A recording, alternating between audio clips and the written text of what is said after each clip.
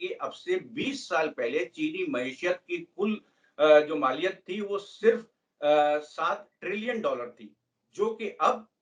120 trillion dollar, यानी कि आप ये कहिए कि तकरीबन 1300% जो है वो ज्यादा बढ़ चुकी है। और वहीं पर अमेरिकी मईशत जो थी, जो 45 ट्रिलियन डॉलर्स थी, वो सिर्फ डबल हुई है, महज डबल हुई है, और वो 45 से 90 ट्रिलियन डॉलर हुई है। तो अब चीन जो है पूरी दुनिया में सबसे ज्यादा अमीर तरीन मुल्क बन चुका है।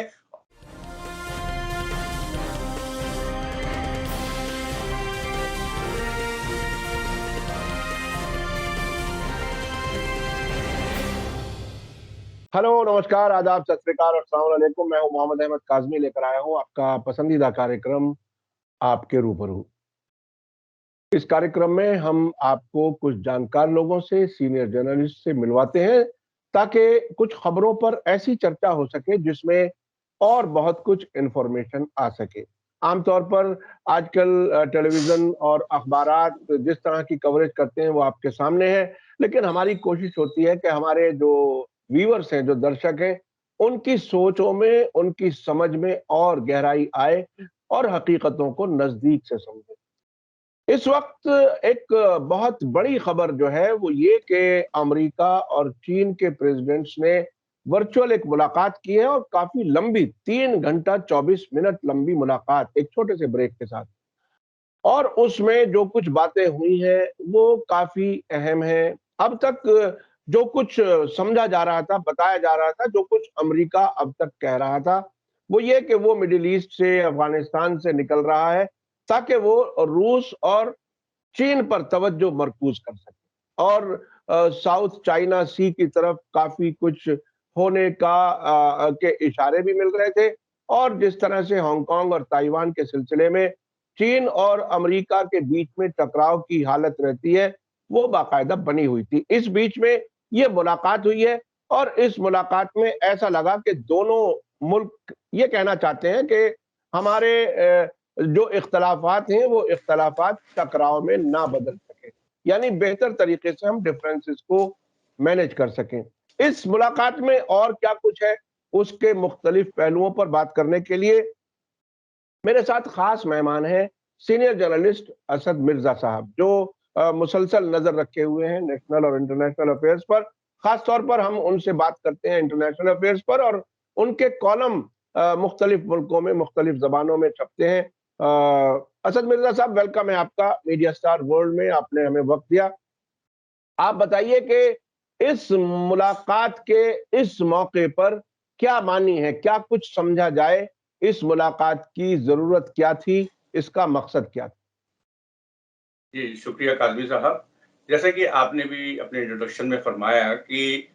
अमेरिका और चीन के दरमियान जो अमेरिका के सदर और चीन के सदर हैं, उनके दरमियान जो है ये एक पहला वर्चुअल समिट जो है, जिसे नाम दिया जा रहा है एक समिट का, वो हुआ जब से जनवरी में बाइडेन साहब ने अमेरिकी सदर का ओहदा संभाला। उसके बाद से उनकी चीनी सदर जी जिनपिंग से जो है कई मरतबा फोन पे बात हुई, और हालिया बात जो है वो गुज़िश्ता सितंबर में हुई थी। और यहाँ पर मैं ये बताना चाहूंगा कि इन सब बातचीत के लिए पेशरफ्त जो है वो अमेरिका ने ही की। चीन की तरफ से कोई भी पेशरफ्त सामने नहीं आई, और ये जो वर्चुअल समिट है इसका इनविटेशन भी सदर जो बाइडेन ने चीनी सदर को दिया था। और इसके अलावा इसकी एक वजह ये हो सकती है कि भी हाल के दिनों में, जबकि ग्लासगो के अंदर जो क्लाइमेट चेंज समिट हुआ, उससे पहले यूएन जनरल असेंबली का इजलास हुआ, उन सब में चीनी सदर जी जिनपिंग ने शिरकत नहीं की, क्योंकि उनके बकौल कोरोना का माहौल जो है, कोरोना की वबा जो है वो उससे निपटने के लिए जबरदस्त माह है चीन के अंदर, और वो ये नहीं चाहते हैं कि वो इस वक्त अपने मुल्क को छोड़ के कहीं बाहर जाए। तो इस वजह से ये वर्चुअल समिट जो है मुनक्किद किया गया। और जैसा कि आपने फरमाया कि ये एक बहुत ही इम्पोर्टेंट समिट था, और इसकी अहमियत हम इस चीज से अंदाजा लगा सकते हैं कि इसकी जो लेंथ थी, जो इसकी पूरा जो बातचीत हुई, वो तकरीबन 3 घंटे 16 मिनट तक इन दोनों रहनुमाओं के दरमियान जो है बातचीत हुई, जो कि बहुत कम होती है। अगर आप फेस टू फेस भी मुलाकातें होती है तो अमूमन आधा घंटा या 1 घंटा चलती है, लेकिन ये मुलाकात जो है वो बहुत ज्यादा लंबी चली, और इसमें बहुत सारे मौजूद जो है, बहुत सारे इश्यूज जो हैं, बायलैटरल और मल्टीलेटरल इश्यूज जो हैं, वो तवज्जो उनके ऊपर मरकूज की गई दोनों रहनुमाओं की जानिब से। लेकिन जैसा कि आपने बताया कि सबसे अहम जो चीजें थी वो जो बदलते हुए हालात हैं दुनिया के, कि अमेरिका अब अपने आप को एक अपने अमेरिकन इकोनॉमी के लिए, अमेरिकन सिटीजन्स के लिए कन्फाइन करना चाह रहा है, जो आलमी मसाइल हैं उसमें से अपने आप को निकालना चाह रहा है। लेकिन उसके साथ ही साथ अभी गुज़िश्ता 6 महीने के दौरान देखने में ये आया है कि इंडो पैसिफिक में खास तौर से साउथ चाइना और ईस्ट चाइना सी और ताइवान के मसले के ऊपर वो जो भी पेशरफ्त उसने की है, वो ऐसा लग रहा था कि जैसे कि अमेरिका और चीन के दरमियान एक टकराव की शक्ल इख्तियार कर सकता है। जनवरी में अमेरिकी सदर के ओहदे पर फायज होने के बाद जो बाइडेन ने कहा था कि अमेरिका की चीन पॉलिसी जो है वो अब चीन को कंटेन करने के लिए रहेगी, ना कि उससे कोई कन्फ्रंटेशन करने के लिए। यानी कि वो चाहते थे कि चीन जो उस मकाम पर है वो उसी मकाम पर रहे और आलमी जो ऑर्गेनाइजेशंस है उनकी बात माने। अभी जो कल की मीटिंग हुई उसके बाद जो व्हाइट हाउस की तरफ से जो एलानिया जारी किया गया उसमें उन्होंने कहा कि हमें इस चीज की ज्यादा तवक्को नहीं थी कि इस चीज मुलाकात के बाद कोई बामानी आप कहें कि मुआहिदा अमल में आएगा या कोई चीज ट्रीटी या कुछ साइन होगी, बल्कि ये एक बातचीत जारी रखने की कोशिश थी दोनों मुल्कों के दरमियान, कि दोनों मुल्कों की सुदूर के दरमियान जो है वो बातचीत का रास्ता हमेशा खुला रहे और हम आपस में एक दूसरे के जो खदशात हैं उनको दूर करने की कोशिश करें और आलमी सतह पर जो है अमन कायम करने की कोशिश करें। इसके अलावा व्हाइट हाउस के एलानिये में ये कहा गया है कि अमेरिका जो है वो चीन को एक वन चाइना के तौर के ऊपर देखता है और उसके अंदर इस पॉलिसी के तहत वो ये नहीं चाहता है कि चीन जो है अपनी वन चाइना हैसियत के बतौर किसी अपने हमसाया मुल्कों के साथ में चीन का जो मौजूदा बाउंड्रीज हैं उनको चेंज करने के लिए अपनी यकतरफा कोई यूनिलैटरल कोई काम करे, यानी कि वो ये नहीं चाहता है कि ताइवान के सिलसिले में चीन जो है कोई भी कदम उठाए या पेशरफ्त करे। इसके अलावा उन्होंने सदर बाइडेन ने चीन के हुकूक इंसानी, ह्यूमन राइट्स के ऊपर जो है वो अपने कंसर्न दिखाया, खास तौर से जिनजियांग के उइघुर मुसलमानों के लिए, हांगकांग में जो प्रो डेमोक्रेसी डिमॉन्स्ट्रेशंस हुए उसके लिए और तिब्बत में मुकीम बौद्ध बाशिंदों के लिए, कि चीन को अपना जो ह्यूमन राइट्स का रिकॉर्ड जो है वो बेहतर करना होगा। दूसरी जानिब चीन के सदर ने जो बातचीत में अपना जो पूरा महवर था और जिन चीजों के ऊपर अपनी बातचीत फोकस की, उन्होंने ये कहा कि हमें 3 प्रिंसिपल्स जो हैं वो फॉलो करने चाहिए, यानी कि 3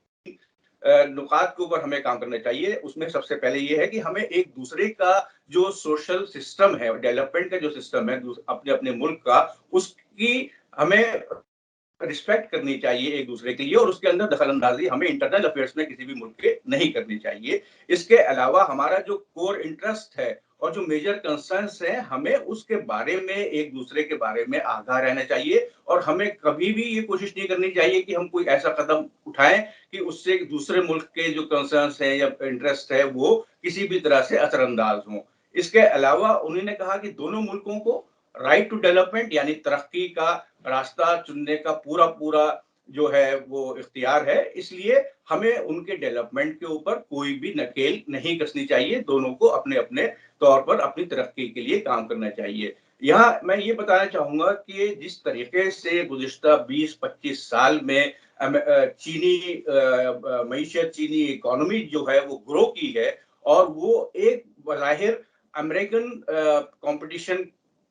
के साथ बिल्कुल सामने आ गई है, क्योंकि चंद चीजें ऐसी हैं जिसके अंदर ये चीन अमेरिका से बेहतर चीजें भी बना रहा है और बहुत सारी चीजें वो अमेरिका को सप्लाई कर रहा है। और इस मुलाकात का एक मकसद ये भी था कि किस तरीके से हम वो चीजें जो चीन बना रहा है वो वापस अमेरिका या यूरोप में उनका प्रोडक्शन शुरू कर सकें, इस तरीके का कोई रास्ता सोचें। क्योंकि हुआ क्या था कि गुज़िश्ता 50-60 साल के दौरान एनवायरनमेंट चैलेंजेस की वजह से, क्लाइमेट चेंज की वजह से यूरोप और अमेरिका जैसे इंडस्ट्रियलाइज्ड कंट्रीज ने अपने बहुत सारी इंडस्ट्रीज जो है वो चीन मुंतकिल कर दी थी और उसका जो पॉजिटिव इम्पैक्ट है वो चीन की ग्रोथ में भी हुआ था। ये सारा जो प्रोसेस शुरू हुआ था वो डेंग जियाओपिंग के जमाने में शुरू हुआ था, जब उन्होंने चीनी मईशत को प्राइवेट एंटरप्राइज के लिए खोला था, उसके बाद से चीन ने जिस तरीके से तरक्की की है, वो दुनिया के हर मुल्क को हर चीज जो है वो मुहैया करा रहा था। और अभी हाल में कोरोना वबा के दौरान हमारे सामने देखने में ये आया कि जो ग्लोबल सप्लाई चेन है, यानी कि ग्लोबल आलमी सतह के ऊपर एक मुल्क से दूसरे मुल्क जो सामान जाता है और एक मुल्क जो है वो दूसरे या तीसरे मुल्क पर मुनहसिर है कुछ चंद क्रिटिकल पार्ट्स के लिए, तो उन सप्लाई के अंदर जो है बहुत बड़ी एक गैप आया, क्योंकि जहाजरानी जो है शिपिंग जो है वो पूरे तरीके से नहीं चल रही थी। प्रोडक्शन लाइंस जो है, क्योंकि फैक्ट्रीज चाइना में भी बंद कर दी गई थी, दूसरे मुल्कों में भी बंद कर दी गई थी, तो हमें बहुत सारी चीजों के अंदर बहुत सारे सेक्टर्स में जो है वो उन चीजों की कमी जो है वो हमारे सामने आ रही थी। तो अब एक तरीके से अमेरिका ये चाहता है कि वो कुछ चीजें अपने यहाँ दोबारा प्रोड्यूस करना शुरू कर दे, लेकिन इसके साथ ही साथ अमेरिका को भी और चीन को भी इस बात का एहसास है कि ये दोनों मुल्क तरक्की याफ्ता मुल्क है। इनके यहाँ प्रोडक्शन लेवल्स, इंडस्ट्रियलाइजेशन लेवल जो है बहुत ज्यादा हाई है, और उसकी वजह से ये दोनों मुल्क आलमी पैमाने पर ग्लोबल लेवल पर सबसे ज्यादा एमिशंस, यानी कि खतरनाक गैसों का इखराज जो है वो माहौलियात में, एटमॉस्फेयर में कर रहे हैं, और उनको इसको भी कमी लाने की कोशिश करनी चाहिए। तो दोनों सदर के दरमियान इस बात पे भी बातचीत हुई कि वो किस तरीके से जो ग्लोबल सप्लाई चेन है उसको कायम रख सकते हैं और माहौलियात के ऊपर किस तरह से नकेल कर सकते हैं। अच्छा, असद मिर्जा साहब, दोनों लीडर्स के बीच में जो बात हुई उसमें एक नुक्ता जो जिस तरफ आपने भी इशारा किया, वन चाइना पॉलिसी। अमेरिका अपने तरीके से वन चाइना पॉलिसी को डिफाइन कर रहा है, चीन अपने तरीके से डिफाइन कर रहा है। चीन की तरफ से बाकायदा इस हद तक कहा गया कि ताइवान या अलगाववाद को सपोर्ट करना आग से खेलना है, और जो आग से खेलेगा वो जल जाएगा। ये बात ठीक है कि दोनों लीडर्स के बीच में अच्छे माहौल में मुलाकात हुई, लेकिन इस हद तक धमकी आमेज अल्फाज भी इस्तेमाल किए गए। तो एक तो ये कि इस वन चाइना पॉलिसी को, और ये भी वजाहत की गई कि चीन एक ही है, चीन की सरकार एक ही है, और वही उसकी असल नुमाइंदा है। अब ये बताइए कि ऊपर ऊपर कहने के लिए तो इख्तलाफ नहीं है और कम है, लेकिन ये सबसे बड़ा मैं समझता हूं जो इस मीटिंग में इख्तलाफ नजर आया, इसको कैसे मैनेज करेंगे? देखिए, आपने बिल्कुल दुरुस्त फरमाया कि दोनों मुल्कों के दरमियान ताइवान जो है वो एक बर्निंग इशू है, और उसके ऊपर दोनों मुल्क किस तरीके से अपना स्टैंड लेते हैं या पोस्चरिंग करते हैं। तो इस मीटिंग में कोई स्टैंड नहीं लिया गया, बल्कि पोस्चरिंग हुई, जैसा कि आपने फरमाया कि चीनी सदर ने कहा कि इस ताइवान के मुतालिक कोई भी बात करना जो है वो आग से खेलना है। तो उसी तरह सदर जो बाइडेन ने कहा कि हमें हकीकी और जमीनी सतह के ऊपर, ग्राउंड लेवल के ऊपर हमें कुछ गार्ड रेल्स, यानी कि हमें कुछ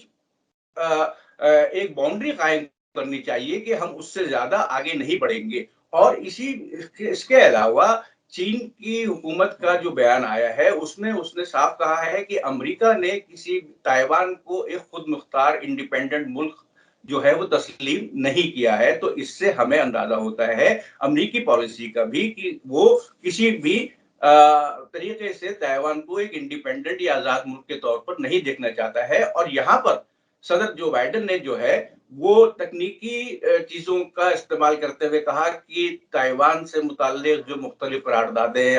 यूएन जनरल असेंबली में और आलमी मुआहदे और बाकी सारे चीन ने जो करारदादे मंजूर की हैं, उसके पेश नजर हम ये उम्मीद नहीं करते हैं कि अभी ताइवान जो है बहुत जल्द कोई आजाद मुल्क बन जाएगा। तो एक तरीके से मैं इसको फायर फाइटिंग भी कह सकता हूं कि सदर जो बाइडेन ने फायर फाइटिंग करने की कोशिश की, लेकिन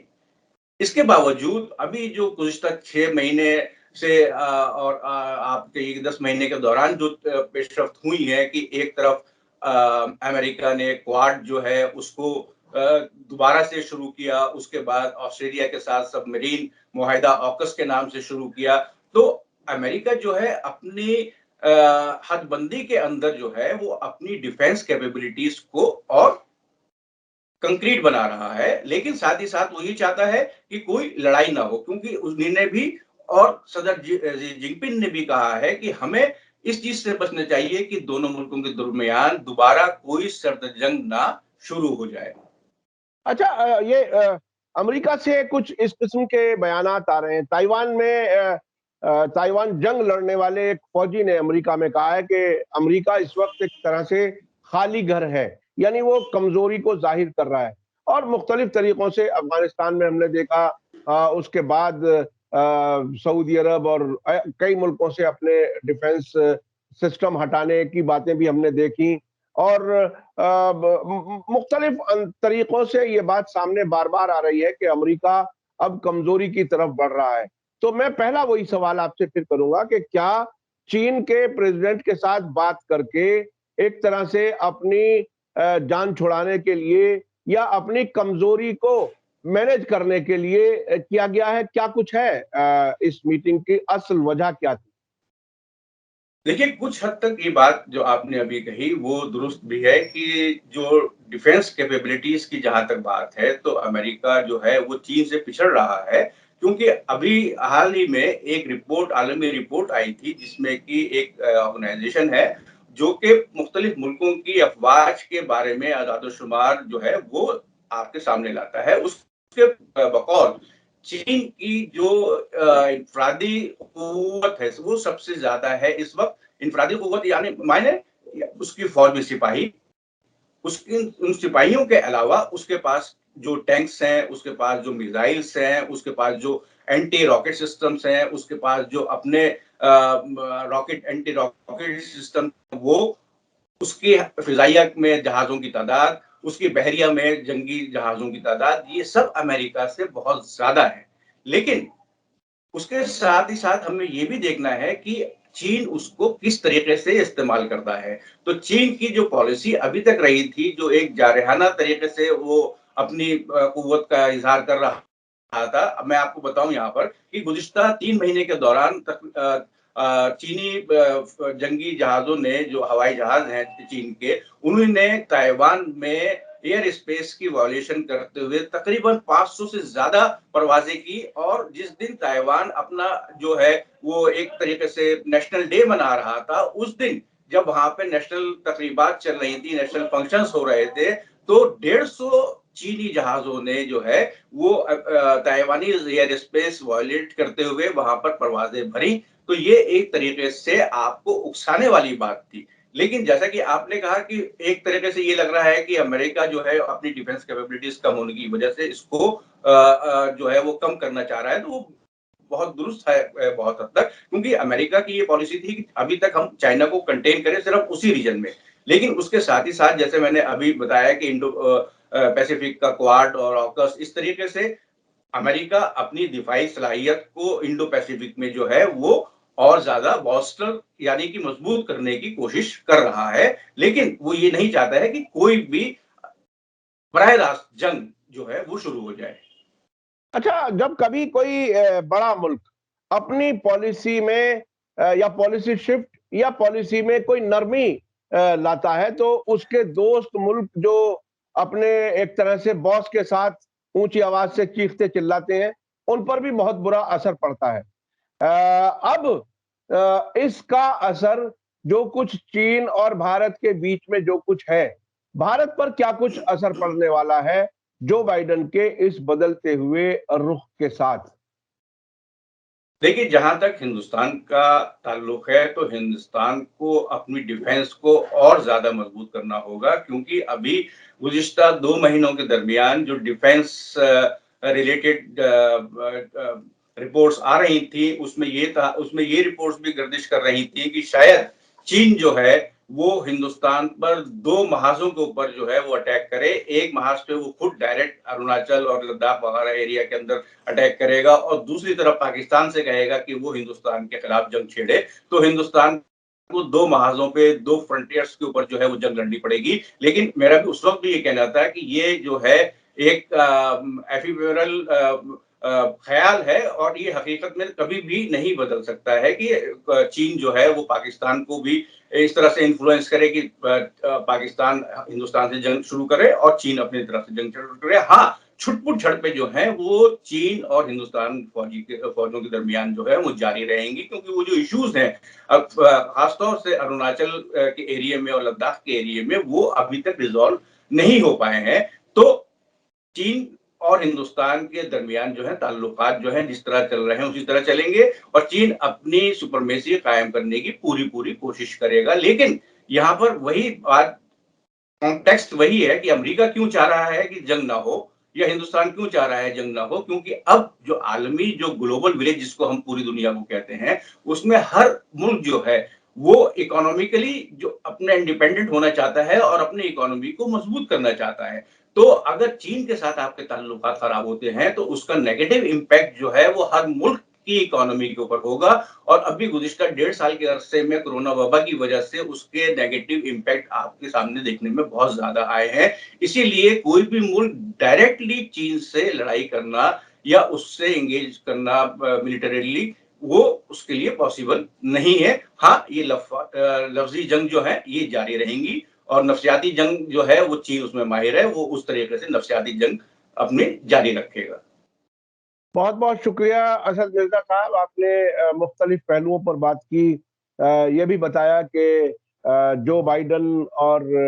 शी जिनपिंग के बीच में मुलाकात के दौरान किन किन मौज़ूआत पर बात हुई और अभी ऐसा लगता है कि वो टकराव से बचना चाहते हैं। दोनों की तरफ से ऐसे इशारे मिले हैं। अलबत्ता ताइवान पर एक बाकायदा अच्छा खासा इख्तलाफ सामने नजर आया, लेकिन अमेरिका शायद अब उसमें भी प्रोवोक करने वाला नहीं है। हालात कुछ ऐसे इशारा कर रहे हैं। इसके अलावा भारत और चीन के बीच में क्या कुछ रहेगा उस पर भी आपने बताया। ये बहुत ही अहम है भारत के लिए, चूंकि अमेरिका इतनी दूर बैठा हुआ वो दो मुल्कों के बीच में इख्तलाफात कराने का माहिर है और उसमें उन्हीं मुल्कों को नुकसान से गुजरना पड़ता है जिनके बीच में इख्तलाफ या जंग या टकराव होती है। तो ये बहुत ही बेहतर है। जो समझदार अच्छे जो एक्सपर्ट्स हैं वो हमेशा यही कहते हैं कि पड़ोसी मुल्कों के साथ अच्छे ताल्लुकात हों तो दूर से बैठा हुआ कोई दूसरा मुल्क उससे फायदा नहीं उठा सकता और डिफेंस खर्च भी कम होते हैं, तरक्कियां होती हैं मुल्कों की। तो ये बहुत ही उम्मीद है कि इसका बेहतर असर होगा चीन और भारत के जो टकराव की हालत रहती है उसमें। बहुत बहुत शुक्रिया असद मिर्जा साहब, आपने मीडिया स्टार वर्ल्ड को वक्त दिया। हमारे दर्शक आपको काफी दिलचस्पी से देखते हैं, समझते हैं। जी असद मिर्जा साहब, आखिर में अगर आप कुछ कहना चाहते हो दर्शकों से तो आप जी। जी, शुक्रिया काज़मी साहब। मैं यहाँ पर एक बात कहना चाहूँगा कि ये जो मुलाकात थी इसकी अहमियत आप इस सब चीज़ से समझ सकते हैं कि इसके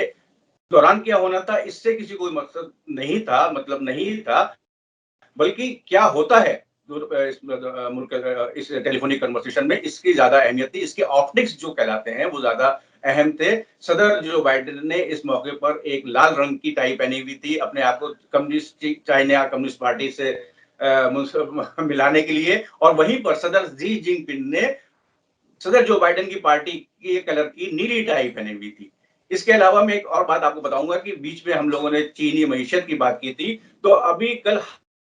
हाल ही में कल जो है मैकिन्सी जो इंटरनेशनल कंसल्टिंग ग्रुप है उसने अपनी एक रिपोर्ट शाया की है जिसके मुताबिक पिछले 20 सालों में जो आलमी दौलत है, आलमी मईशत है, उसने किस तरीके से तरक्की की है और उसमें चीन का क्या रोल रहा है, वो इस चीज से जाहिर हो जाता है कि अब से 20 साल पहले चीनी मईशत की कुल जो मालियत थी वो सिर्फ 7 ट्रिलियन डॉलर थी, जो कि अब 120 ट्रिलियन डॉलर यानी कि आप ये कहिए कि तकरीबन 1300% जो है वो ज्यादा बढ़ चुकी है और वहीं पर अमेरिकी मईशत जो थी जो 45 ट्रिलियन डॉलर्स थी वो सिर्फ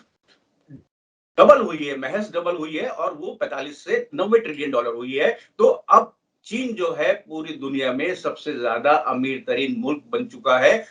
और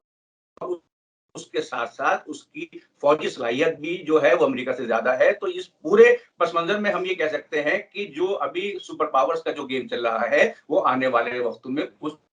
थोड़ा बहुत और तब्दील हो सकता है। और मैं बहरहाल आपसे लेता हूँ इजाज़त। धन्यवाद, शुक्रिया। फिर किसी और प्रोग्राम के साथ असद मिर्ज़ा साहब के साथ फिर मिलेंगे। इसी के साथ मुझे दीजिए इजाज़त। धन्यवाद, शुक्रिया। जय भारत, जय हिंद।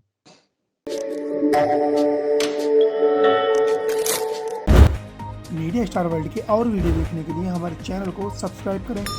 और सीधे नोटिफिकेशन पाने के लिए बेल आइकन दबाएं। और अगर हमारी खबर सच्ची और अच्छी लगे तो अपने व्हाट्सएप, इंस्टाग्राम, फेसबुक और ट्विटर अकाउंट पर ज़रूर शेयर करें।